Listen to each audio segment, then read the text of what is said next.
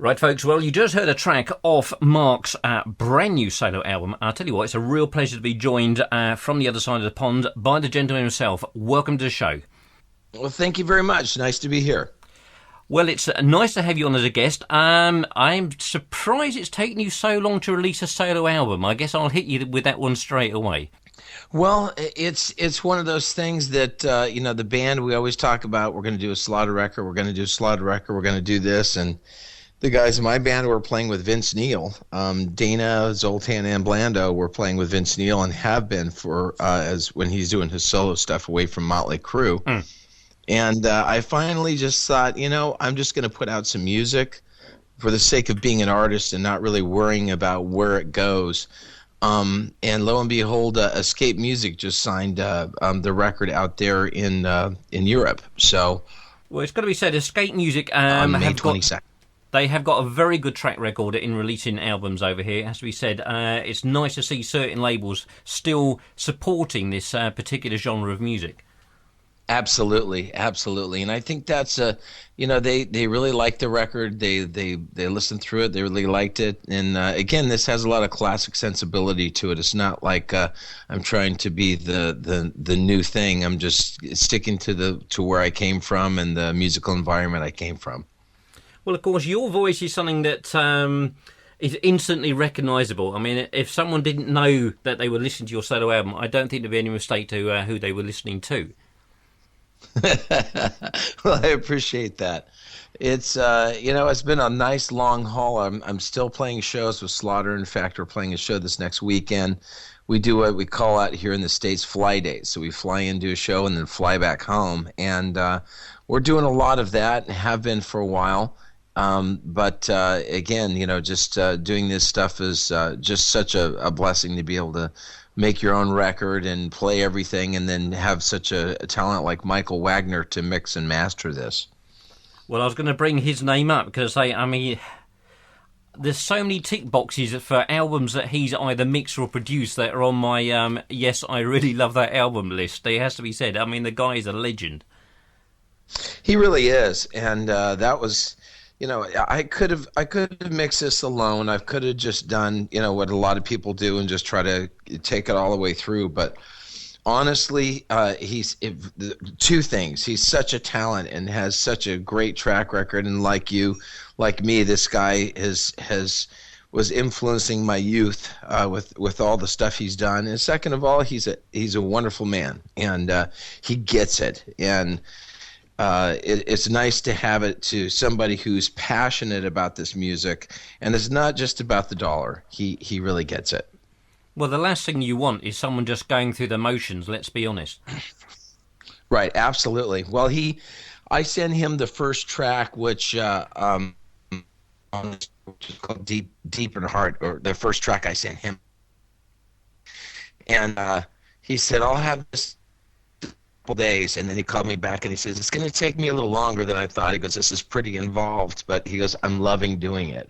And that was just probably the best part of the end of this record to me, is to know that he was really into making it sound like a Michael Wagner thing, and again, when it goes through Raven or Skid Row or any of these bands he's worked with, or Ozzy Osbourne, he's the guy to make it sound like a rock record.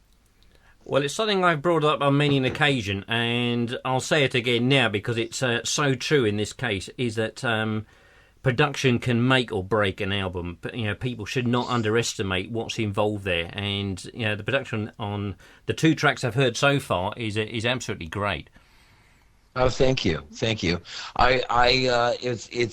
crazy, but, we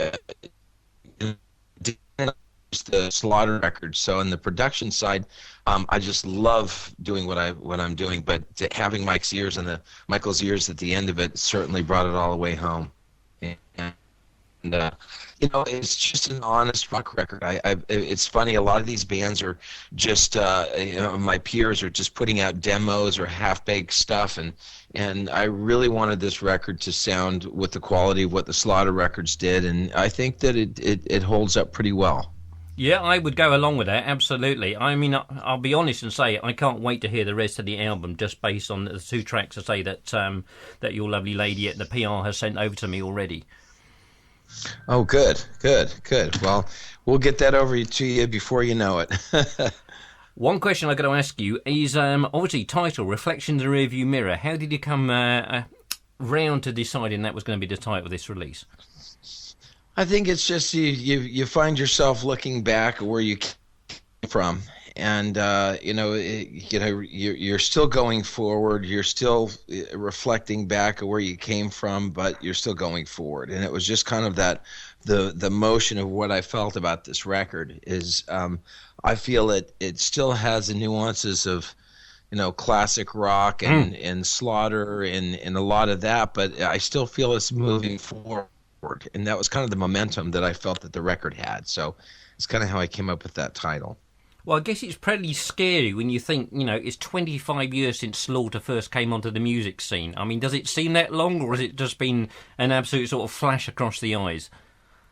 Yeah, it's just a flash across the eyes is a very good way of putting it. It is crazy in how fast. I mean, it just life goes so fast, and it's one of those things that you just can't believe that. Oh, you mean that was? Oh my God, it was that long ago. I mean, it gets crazier and crazier all the time. But, through the whole thing, I truly feel blessed in that side of where the career that Slaughter has had. We've been able to tour and to continue doing this as our job for all these years. And that's just been awesome. As and when the other guys are free, are we ever going to see another Slaughter album? Well, I think that where we're at right now is we have written a few songs, but it's getting everybody in the same city. I moved out to Nashville. I moved out to Nashville. A couple of the guys live over in Florida, and Dana lives in Las Vegas. And it's really one of those things of us all saying, okay, we're going to do this. I would think at some point we'll put out some music, no doubt. But I don't know when that will be. I mean, it certainly seems to way. Again, a lot of musicians and artists I speak to say exactly the same thing. I mean, especially on obviously projects, and there's a lot of those about now. He's just trying to get everybody together, let alone even think about things like tour dates, etc. I mean, obviously, Slaughter, you guys are still touring. I mean, it'd be great if you guys were to pop over the pond again, as it were, because I mean, there's still such a thirst for this sort of music over here. Well, I came over there. The Nelson brothers were playing there. Nelson was playing over there, and I actually went over and did the Fire Fest, of course, a few years back. And it was a blast just playing guitar and doing that. And it is. There's still a love for it, and there's nothing more energetic than a European crowd. How do you find the scene in the States? Do you find that still fairly healthy? I mean, I say, obviously, as I just mentioned, obviously you guys are still playing dates. Do you still find you're getting yourselves a reasonable audience? You're getting more young people in, or is it still sort of old farts like me? Well, you know what? We're playing a lot of casinos now. We're playing a lot of casinos, a lot of fairs, a lot of those type of venues.